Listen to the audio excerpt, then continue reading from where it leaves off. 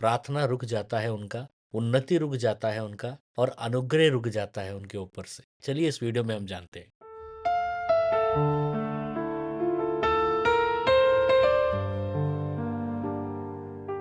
Video को अंत तक जरूर देखिएगा क्योंकि मैं एक सवाल पूछूंगा और पहले 3 सही जवाब देने वालों में से 2 जन को मेरा किताब इनाम में मिलेगा और किताब बाई पोस्ट आएगा। क्या आपने कभी देखा है कि घमंड इंसान को ऊपर नहीं बल्कि नीचे गिरा देता है? अहंकार की आत्मा का विरोध कैसे करे और विजय कैसे पाए? क्योंकि अच्छे लोग अपने ही शब्दों और व्यवहार से आशीष खो बैठते हैं। आज हम जानेंगे अहंकार की आत्मा क्या है, यह कैसा काम करता है और इसे बाइबल के अनुसार कैसे हराना चाहिए। सबसे पहला सवाल, अहंकार क्या है? बाइबल क्या कहती है? बाइबल साफ कहती है परमेश्वर घमंडियों का विरोध करता है परंतु दीनों पर अनुग्रह करता है। याकूब का 4:6। यहाँ पर ध्यान देने वाली बात एक है, यह नहीं लिखा गया कि परमेश्वर घमंडियों से दूर रहता है बल्कि लिखा है कि वह विरोध करता है। इसका मतलब क्या है? यानी प्रार्थना रुक जाता है उनका, उन्नति रुक जाता है उनका और अनुग्रह रुक जाता है उनके ऊपर से। अहंकार या एरोगेंस का मतलब है अपने आप को दूसरों से बड़ा समझना और अपनी समझ को सबसे सही मानना।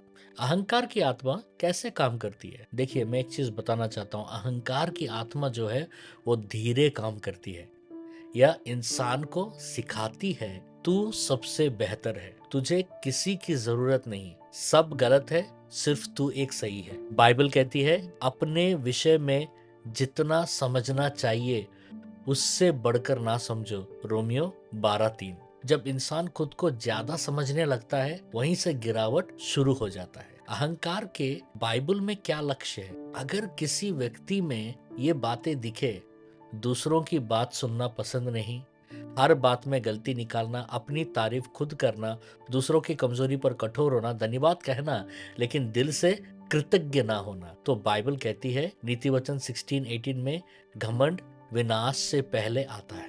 अहंकार हमेशा पहले चरित्र को, फिर संबोध को और अंत में आशीष को नष्ट कर देता है। यही पैटर्न है उसका। अहंकार परमेश्वर को क्यों पसंद नहीं है, क्यों अप्रिय है? क्योंकि अहंकार कहता है मुझे परमेश्वर की जरूरत नहीं है। यही कारण था कि शैतान गिरा। यशायाह 14:13, मैं अपने सिंहासन को ऊंचा करूंगा, उसने ये सोचा।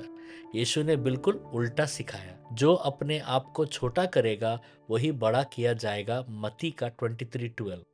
परमेश्वर ऊंचाई नहीं, नम्रता देखता है। तो अब सबसे बड़ा सवाल, अहंकार की आत्मा पर विजय कैसे पाए? बाइबल का तरीका क्या है? सबसे पहला स्टेप, सच को स्वीकार करना। यहाँ से शुरू होता है सब कुछ।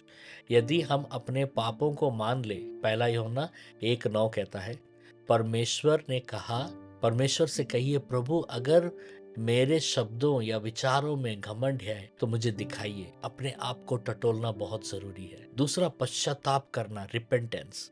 पश्चाताप का मतलब है सोच बदलना, रास्ता बदलना। परमेश्वर दीन हृदय से प्रसन्न होता है, भजन संहिता 51:17। पश्चाताप सबसे बड़ा छुटकारा है। स्टेप 3, यीशु के नाम में अहंकार का विरोध करना। शैतान का विरोध करो तो वह तुम्हारे पास से भाग जाएगा। याकूब 4:7। यीशु के नाम में कहिए, अहंकार की आत्मा मेरे जीवन में तेरा कोई स्थान नहीं, यीशु मसीह के नाम से। चौथा, नम्रता को पहन लेना है, ह्यूमिलिटी को, दीनता को पहन लो। कोलोसियन 3:12 कहता है नम्रता कमजोरी नहीं है, नम्रता आत्मिक शक्ति है। नम्र व्यक्ति से शैतान डरता है। नम्र व्यक्ति के जीवन में आशीष का कमी नहीं होता है। जो अपने आप को नम्र करता है वो परमेश्वर के नजर में ऊंचा रहता है। पांचवा, सबसे जरूरी, पवित्र आत्मा से भरना। पवित्र आत्मा से भरते जाओ। इफिशियन 5:18। जहां पवित्र आत्मा है वहां अहंकार टिक नहीं सकता, क्योंकि पवित्र आत्मा आपका अगुवाई करता है, आपको चलाता है, सही गलत का भेद बताता है। इसलिए पवित्र आत्मा पर निर्भर होना बहुत ही जरूरी है। ये बात हमेशा याद रखिएगा। अहंकार आशीष रोकता है, रिश्ते तोड़ता है, परमेश्वर को विरोध में खड़ा करता है। पश्चाताप से अहंकार की आत्मा हार जाती है। एक छोटा सा सूचना है, और सोमवार, मंगलवार और बुधवार रात 9 से 10 बजे मैं YouTube पर सपनों का अर्थ बताऊंगा। आप अपने सपनों को कमेंट में लिखिएगा और हम आपको बताएंगे कौन सा दिन आपका सपना को इंटरप्रेट किया जाएगा। अभी मैं एक छोटा सा प्रार्थना करना चाहता हूँ। चलिए प्रार्थना करते हैं। हे पिता परमेश्वर, यीशु मसीह के नाम में मेरे जीवन से हर प्रकार का घमंड और अहंकार हटा दीजिए। मुझे नम्र हृदय दे, शुद्ध सोच दे और अनुग्रह में चलना सिखा। यीशु के नाम में आमीन। अब ये रहा आज का सवाल, अहंकार की आत्मा पर विजय पाने का 5 स्टेप क्या है। पहले 3 सही जवाब देने वालों में से 2 जन को मेरा किताब इनाम में मिलेगा और किताब बाय पोस्ट आएगा। और ये रहे कल के वीडियो के विनर्स स्क्रीन के ऊपर।